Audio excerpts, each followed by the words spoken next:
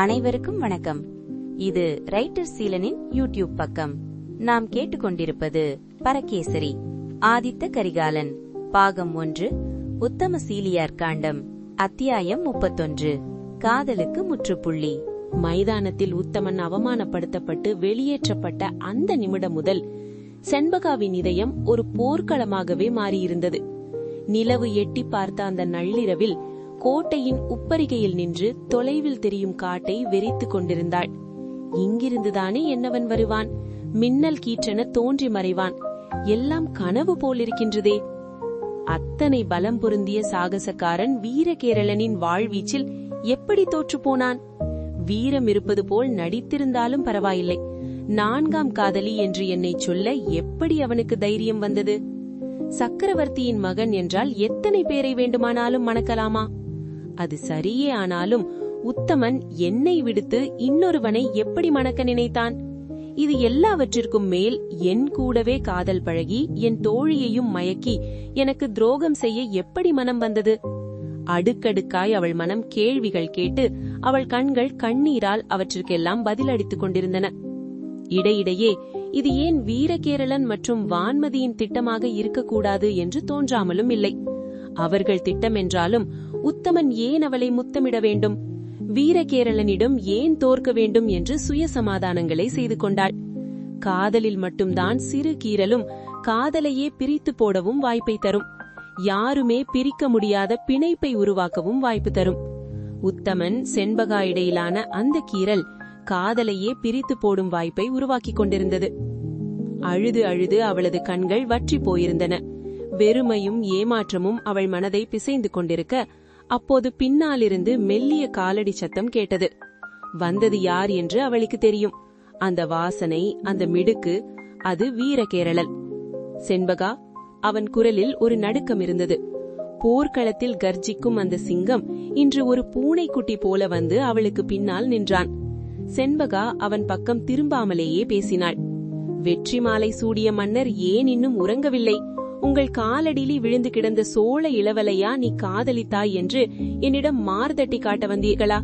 இல்லை, நமது ஒப்பந்தப்படி உன் காதலனை தோற்கடித்து விட்டேன், இனி என்னை எப்போது மணப்பாய் என்று கேட்டு போக வந்தீர்களா? இல்லை செண்பகா, உன் காதலன் தோற்றதை கொண்டாடி உன் முன்னால் தம்பட்டம் அடிக்கும் அளவிற்கு குரூரன் அல்ல நான். உன்னை ஒருபோதும் கட்டாயப்படுத்தி மனம் செய்ய மாட்டேன். உத்தமனின் சுயரூபமும் போலி வீரமும் தெரிந்ததே போதும் என்று சொல்ல செண்பகா திரும்பி நின்றாள். வீரகேரளன் அவள் அருகே வந்து நின்றான்.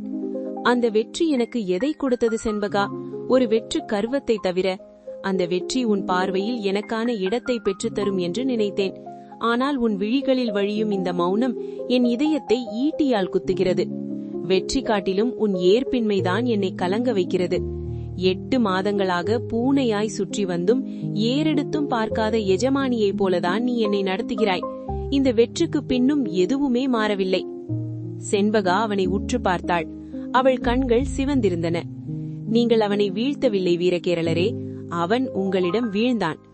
ஏன், எதற்கு, எப்படி என்ற காரணங்களுக்குள் செல்ல விரும்பவில்லை.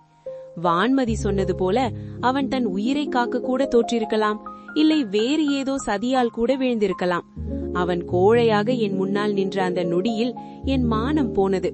அவன் வீரம் மேலான பிரமிப்பு போனது. அவன் அழகு, அந்தஸ்து, திமிர் என அனைத்தின் மீதிலுமான பிடிப்பு போனது. ஆனால் அவன் மேலான என் காதல், அது மட்டும் அப்படியேதான் இருக்கிறது. உத்தமன் எனக்கு துரோகம் செய்திருக்கிறான், என் நம்பிக்கையை உடைத்திருக்கிறான். ஆனால் என்ன செய்வது? என் இதயம் இன்னும் அந்த துரோகிக்காகவே துடிக்கிறது. சூழல் எனக்கு எதிராக இருக்கிறது. உலகம் அவனை ஏளனம் செய்கிறது. ஆனாலும் என்னால் அவனை வெறுக்க முடியவில்லை. வீரகேரளன் ஆவேசமாக அவள் தோள்களை பற்றினான். ஏன் செண்பகா, ஏன்? என்னிடமில்லாத எது அந்த போலி வீரனிடம் இருக்கிறது? அழகிலும் வசீகரத்திலும் வேண்டுமானால் உத்தமன் என்னை விட மேம்பட்டவனாக இருக்கலாம். ஆண்களுக்கு அவையா தேவை? வீரம்தான் தேவை. அதில் நான் தானே மேம்பட்டிருக்கிறேன். மிகச்சிறிய பரப்பளவையானாலும் நான் ஒரு தேசத்தின் சக்கரவர்த்தி. அவனோ சக்கரவர்த்தியின் மகன். உனக்காக ஒரு மிகப்பெரிய பேரரசையே எதிர்த்து நிற்கும் துணிவு என்னிடம் இருக்கிறது. அவனை தோற்கடித்தால் சோழ நாடு என் தேசத்தையே சாம்பலாக்கிவிடும் என்று நீதான் சொன்னாய். உனக்காக அதை எதிர்கொள்ள கூட துணிந்தே நிற்கிறேன். எல்லாவற்றிற்கும் மேலாக உன்னை கணப்பொழுதும் பிரியக்கூடாது என்ற அன்பு என்னிடம் இருக்கிறது. உத்தமன் ஒரே ஒரு தோல்வியிலேயே துவண்டு போய் உன்னை அம்போவென விட்டுவிட்டு சென்று விட்டான். ஆனால் நான் உனக்காக என் உயிரையும் ஏன் என் குல பெருமையையும் என் தேசத்தின் பாதுகாப்பை கூட தூக்கி எறிய தயாராக இருக்கிறேன். என் அன்பை உன்னால் உணரவே முடியவில்லையா? அவன் கண்கள் கலங்கி கண்ணீர் துளிகள் அவள் கைகளில் விழுந்தது. ஒரு கணம் மௌனமாயிருந்த செண்பகா பேச ஆரம்பித்தாள். உங்கள் அன்பு ஒரு தலையானது. உங்கள் தம்பி ஸ்ரீ வல்லபனுக்கு மனம் புரிவதற்காகவே இங்கே அனுப்பப்பட்டேன். நான் இங்கு வந்த இந்த 8 திங்களும் எனக்காக எதையெதையோ முயன்றீர்கள். உங்கள் தம்பி வந்து என்னை மணக்க சம்மதித்து விட்டால் உங்கள் ஒரு தலை காதல் தோற்கும் என்பதை அறிந்தும் என் மீது ஆசைப்பட்டீர்கள். உத்தமனும் நானும் காதலிக்கிறோம் என்று தெரிந்தும் என்னை வெறுக்காமல் அன்பு செய்ய முயற்சித்தீர்கள். ஆனால் எதற்கும் நான் மசியவில்லை. அதேபோல நீங்கள் ஒரு நாளும் வந்து என்னை வற்புறுத்தியதில்லை. வஞ்சம் கொண்டு உத்தமனை வென்றீர்களோ என்னை நிஜமாகவே வென்றீர்களோ தெரியாது. உங்கள் அன்பு புனிதமானதுதான் வீரகேரளரே, அதில் எனக்கு ஐயமில்லை என்றாள் செண்பகா மென்மையாக. ஆனால் காதல் என்பது கணக்கு போட்டு வருவதல்ல. உத்தமன் 1000 தவறுகள் செய்திருக்கலாம், அவன் கோழையாகவே கூட இருக்கலாம். ஆனால் என் மனம் அவனிடம் தஞ்சமடைந்து விட்டது. ஒரு சித்திரத்தை அழிப்பது போல காதலை அவ்வளவு எளிதாகவெல்லாம் அழித்துவிட முடியாது. நீங்கள் எவ்வளவுதான் கெஞ்சினாலும் இந்த செண்பகாவின் இதயம் இன்னொருவருக்கு சொந்தமாகாது. வீரகேரளன் நிலை குலைந்து போனான். இத்தனை வீரம், இத்தனை அதிகாரம் இருந்தும் ஒரு பெண்ணின் மனதின் சிறு ஓரத்தை கூட தன்னால் நெருங்க முடியவில்லையே என்ற ஆதங்கம் அவனை வாட்டியது. அவன் நெடுநேரம் மௌனமாக அவளையே பார்த்து கொண்டிருந்தான். அவளது வைராகியம் அவனுக்கு ஒருபுறம் கோபத்தை வரவழைத்தாலும் மறுபுறம் அவளின் அந்த தூய காதலின் மேல் ஒரு மரியாதையை உண்டாக்கியது. நீண்ட அமைதிக்கு பிறகு வீரகேரளன் பேசினான். அவன் குரல் இப்போது நிதானமாகவும் ஆழமான உறுதியோடும் இருந்தது. செண்பகா, உன்னை கட்டாயப்படுத்தி நான் அடைய நினைத்தால் அது என் வீரத்திற்கே இழுக்கு. ஒப்பந்தப்படி வென்ற நான் உன் அண்ணனிடம் பேசி மணந்து கொள்ளவும் வெகு நேரம் ஆகாது. ஆனால் உன் உடலை மணக்கலாம், மனதை மணக்க முடியுமா? உன் உடல் இங்கே இருக்கும், ஆனால் உன் உயிர் எப்போதோ அந்த சோழனிடம் சென்று விட்டது என்பதை நான் உணர்கிறேன்.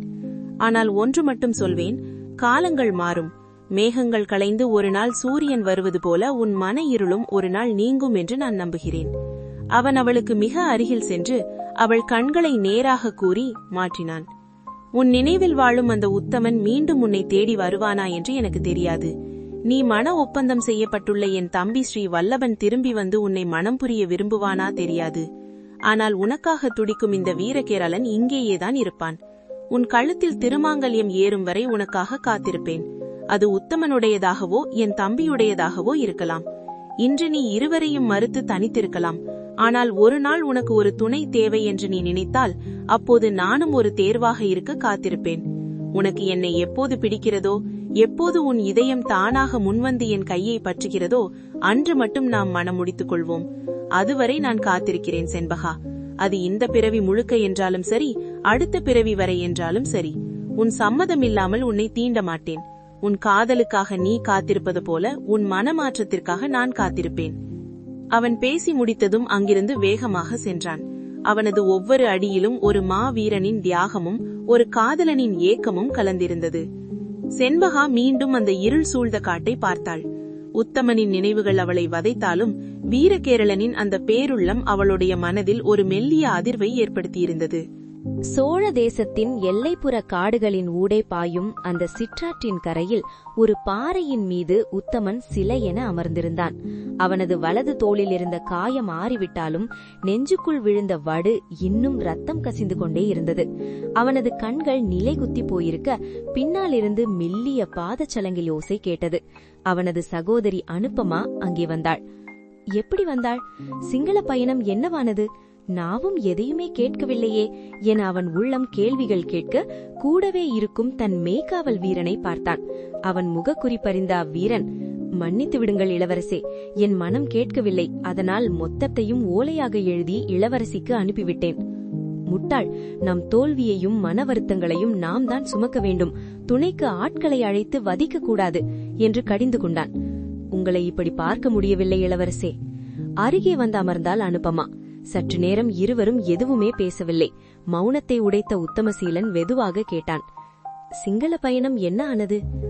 உத்தமனுக்காக பெண் கேட்டு அவமானப்பட்ட கதையையும் பாண்டிய குலதனங்களை மீட்க முடியாத கதையையும் பகிர உத்தமன் பெருமூச்சு விட்டான். உத்தமனின் சோகமான முகத்தை பார்த்ததும் அவள் மெல்ல புன்னகைத்தாள். சோழ நாட்டு புலிகளின் வம்சத்தில் வந்தவன் இன்று ஒரு காயம்பட்ட முயனைப் போல காட்டில் வந்து ஒளிந்து கொண்டிருக்கிறான். என்ன உத்தமா, கொங்கு நாட்டில் உன் வீரம் கொடிகட்டி பறக்கும் என்று பார்த்தால் இப்படி தலை குனிந்து வந்திருக்கிறாயே என்று விளையாட்டாக கேட்டாள் அனுபமா. உத்தமன் அவளை ஏறிட்டு பார்த்தான். அவனது கண்களில் இருந்த வேதனை அவளை ஒரு நிமிடம் திடுக்கிட வைத்தது.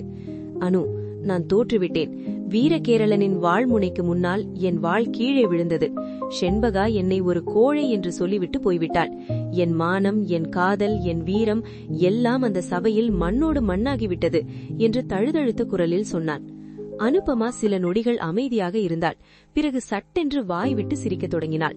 அவளது சிரிப்பு அந்த காடு முழுவதும் எதிரொலித்தது. நீயாவது வீரகேரளனிடம் தோற்பதாவது? உத்தமா, உன் வாழ்வீச்சின் வேகம் எனக்கு தெரியும். உன்னை 10 வீரகேரளன்கள் வந்தாலும் வீழ்த்த முடியாது. உன் அக்காவிடம் பொய் சொல்லாதே, உண்மையை சொல். ஏன் தோற்றாய்?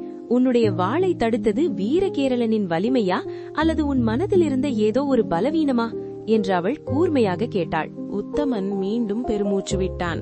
நான் தோற்க மாட்டேன் என்பதை நொடிப்பொழுதில் உணர்ந்து கொண்டு விட்டாள் என் சகோதரி. ஆனால் என் காதலிக்கு அது ஏன் உரைக்கவில்லை என்று அவன் மனம் அடுத்த கணம் செண்பகாவையும் அனுபமாவையும் மனத்தராசில் வைத்து எடை போட்டது. என்ன அமைதியாக இருக்கிறாய்? நீ தோற்றதன் காரணத்தை சொல் முதலில். அனுபமா அதட்டலாக கேட்டாள். வாழ்வீச்சை தடுத்தது வீரகேரளன் அல்ல அனு. வான்மதி சொன்ன அந்த ஒரு செய்திதான். நீ தோற்காவிட்டால் நீ வென்ற அடுத்த நொடியே செண்பகாவின் கழுத்தில் ஓர் கூர் வாழ் பாயும் என்று அவள் மிரட்டினாள். செண்பகா அங்கே சிறையில் இருந்தாள். வீரகேரளன் அவளை கொல்ல துணிந்தவன் என்று நான் நம்பினேன். என் செண்பகாவின் உயிரை காப்பாற்ற எனக்கு வேறு வழி தெரியவில்லை அனு. அவளது உயிருக்காக நான் என் வீரத்தை அடகு வைத்தேன். அவள் பிழைக்க வேண்டும் என்பதற்காக நான் வேண்டுமென்றே தோற்றேன் என்றான். அனுபமாவின் முகத்தில் இருந்த சிரிப்பு மறைந்து ஒரு ஏளனம் படர்ந்தது. முட்டாள், சுத்தமான முட்டாள் நீ. சரி உத்தமா, நீ செய்த இந்த மகா தியாகம் அந்த செண்பகாவுக்கு தெரியுமா? தெரியாது அனு. அவள் முன்னால் தான் நான் தோற்றேன். நான் வேண்டுமென்றேதான் தோற்கிறேன் என்பதை அவளால் ஏற்க முடியவில்லை. இல்லை, என் தோல்வியையே அவளால் ஏற்க முடியவில்லை. கோபத்தில் திட்டிவிட்டு அங்கிருந்து அழுதபடி ஓடினாள். அனுபமா எழுந்து நின்று அவனை உற்று பார்த்தாள். சிங்கள் மன்னன் சேனன் சோழர்களுடனான உறவை விரும்பவில்லை என்பதை அறிந்தவள் அவள். சேனனின் சம்மதமில்லாமல் உத்தமன் செண்பகாவின் காதல் ஒருபோதும் வெற்றி பெற முடியாது என்பது அனுபமாவுக்கு நன்கு தெரிந்திருந்தது. சாதாரண குடியானவர்கள் என்றாலும் மனதுக்கு பிடித்துவிட்டது, எங்காவது ஓடிப்போயேனும் புது வாழ்க்கை வாழுங்கள் என்று அனுப்பி வைக்கலாம். ஆனால் உத்தமனும் செண்பகமித்ராவும் பிறந்தது அரச குலத்தில். 2 தேசங்களின் அரசியல் எதிர்காலம் இதில் இருக்கிறது என்பதையெல்லாம் யோசித்த அனுபமாவின் நெஞ்சம் உத்தமன் செண்பகாவின் காதலுக்கு ஒரு முற்றுப்புள்ளி தேவை என்பதை கணித்திருந்தது. உத்தமன் வருத்தம் தோய்ந்த குரலில், என் தோல்வி அவள் காதலை எப்படி குலைக்கும் அனு என்றான் விரக்தியோடு. உன் தோல்வி எதனால் வந்தது என்பது தெரியாவிட்டாலும் அவளுக்கு உன் காதலின் தியாகம் புரிந்திருக்க வேண்டாமா உத்தமா? இத்தனை காலம் உன்னை உருகி உருகி காதலிட்டாலே அந்த செண்பகா, அவள் உன் வீரத்தின் எல்லை என்னவென்று அறியாதவளா? தன் காதலன் ஒருபோதும் இப்படி மண்டியிட மாட்டான், இதன் பின்னணியில் ஏதோ ஒரு சதி நடக்கிறது என்பதை அவளது உள்ளுணர்வு அவளுக்கு சொல்லியிருக்க வேண்டாமா? உன்னை சந்தித்து, உத்தமா ஏன் இப்படி செய்தாய் என்று ஒரு வார்த்தை கேட்க தோன்றவில்லையா அவளுக்கு? சபையில் உன் முகம் பார்த்து ஒரு முறை கூடவா அவளால் உன் இதயத்தின் வேதனையை வாசிக்க முடியவில்லை? அனுபமா தன் திட்டத்தை கச்சிதமாக செயல்படுத்தும் வார்த்தைகளை சலனமின்றி சொல்லி முடித்தாள். அனுபமாவின் ஒவ்வொரு வார்த்தையும் உத்தமனின் நெஞ்சில் ஈட்டியாய் பாய்ந்தது. அதுதான் அனு, அதுதான் என் மனதை குத்தி கிழிக்கிறது. மற்றவர்கள் என்னை பற்றி 1000 விதமாக சொன்னாலும் அவள் எப்படி நம்பினாள்? நான் ஒரு கோழை என்று அவள் உதிர்த்த அந்த வார்த்தைகள் வீரகேரளனின் வாளை விட கொடுமையாக என் நெஞ்சை துளைக்கின்றன. என் மேல் அவளுக்கு இருந்த அந்த பிடிவாதமான நம்பிக்கை எங்கே போனது என்று அவன் குமிறினான். அனுபமா அவன் தோளில் கை வைத்தாள். அப்படியானால் ஒன்று சொல்வேன் உத்தமா, உன் காதலுக்கு தகுந்தவள் அந்த செண்பகா அல்ல. அவளை இப்போதே மறந்துவிடு. காதல் என்பது ஒருவரை புகழும்போது மட்டும் கொண்டாடுவதல்ல, உலகம் அவரை தூற்றும் போதும் அவருக்கு பின்னால் ஒரு மலையாக நின்று காப்பது. உன் வீரம் உன்னை கைவிட்டதாக உலகம் சொன்னபோது அவளும் உன்னை கைவிட்டதுதான் மிகப்பெரிய துரோகம். அவள் உன்னை நேசிக்கவில்லை, உன் புகழைத்தான் நேசித்திருக்கிறாள். ஒரு முறை அடிபட்டவுடன் கலைந்து போகும் மேகம் போன்றது அவள் அன்பு என்றாள் மிக தெளிவாக. உத்தமன் மௌனமானான். அனு, ஒரு முறை அவளை சந்தித்து நடந்த உண்மையை விளக்கி சொன்னால், நான் அவளுக்காகத்தான் இதை செய்தேன் என்று அவளுக்கு தெரிந்தால் அவள் மனம் மாறும் அல்லவா என்று ஒரு நம்பிக்கையில் கேட்டான். அனுபமா அவனை ஒரு இகழ்ச்சியான பார்வையோடு பார்த்தாள். நிலையை விளக்கி மீண்டும் காதல் பிறந்தால் அதற்கு பெயர் காதல் அல்ல உத்தமா, அது பரிதாபம். உண்மையான காதல் இருந்திருந்தால் உன் நிலை புரிந்து அவள் உன்னை தேடி வந்திருப்பாள். எப்போது அவள் உன்னை ஒரு கோழை என்று முத்திரை குத்தினானோ அப்போதே உனக்கும் அவளுக்குமான அந்த புனிதமான பந்தம் அருந்துவிட்டது. உன்னை நம்பாதவளின் காதல் உனக்கு தேவையில்லை. நீ சோழ நாட்டின் இளவல். ஒரு பெண்ணின் அங்கீகாரத்திற்காக நீ அலைய வேண்டிய அவசியமில்லை. சோழ நாட்டின் எதிர்காலம் உன் கையில் இருக்கிறது. இந்த சிறுபிள்ளைத்தனமான வருத்தங்களை தூக்கி எறிந்துவிட்டு தைரியமாகவும் மனத்திடத்தோடும் இரு என்று கர்ஜித்தாள். உத்தமன் அனுபமாவின் முகத்தை பார்த்தான். அவளது வார்த்தைகளில் இருந்த நேர்மையும் தர்க்கமும் அவனுக்கு புதிய சக்தியை தந்தன. நீ சொல்வது சரிதான் அனு. விளக்கங்கள் கேட்டு பெறும் அன்பு ஒருபோதும் நிரந்தரமானதாக இருக்க முடியாது. நான் அவளுக்காக செய்த தியாகம் அவளுக்கு புரியவில்லை என்றால் அவள் என் இதயத்திற்கு சொந்தமானவள் அல்ல. இனி நான் உத்தமசீலனாக அல்ல, சோழ நாட்டின் வீரனாக மட்டுமே இருப்பேன் என்று கூறிவிட்டு தன் வாளை எடுத்து இடுப்பில் செருகினான். அவன் கண்களிலிருந்த அந்த பழைய வேகம் மீண்டும் திரும்பியது. ஆனால் அந்த ஆற்றின் அலைகளில் செண்பகாவின் முகம் இன்னும் மங்கலாக தெரிவது போல அவனுக்கு தோன்றியது. அதை அவன் மனத்திடத்தோடு கடக்க முயன்றான். சோழ சிங்கில அரசியல் உறவை தீர்மானிக்கும் திருமணமாக உத்தமன் செண்பகா திருமணத்தை கணித்திருந்த அனுபமாவும் சிங்கில உறவு இனி தேவையில்லை என்றெண்ணி அவர்களுக்கிடையிலான காதலுக்கு முற்றுப்புள்ளி வைக்கும் செயலை கச்சிதமாக செய்திருந்தாள். அவள் மனம் தெளிவாக இருந்தது. சேனனின் சோழ விருப்பும் பிடிவாதமும் உத்தமன் செண்பகா காதலை ஒருபோதும் ஏற்காது என்பதை அவள் நன்கறிவாள். உத்தமனின் தோள்களை தட்ட அவன் தன் சகோதரியை பார்த்து புன்முறுவல் பூத்தான். வா அனுபமா, இனிதான் நமக்கு முக்கிய வேலை இருக்கிறது என்று நடக்க ரேவதாசன் ஓடி வந்தான். சோழ நாட்டிலிருந்து வந்த செய்தியை சொல்ல உத்தமனும் அனுபமாவும் அப்படியே இடிந்து போய் நின்றனர். தொடரும்.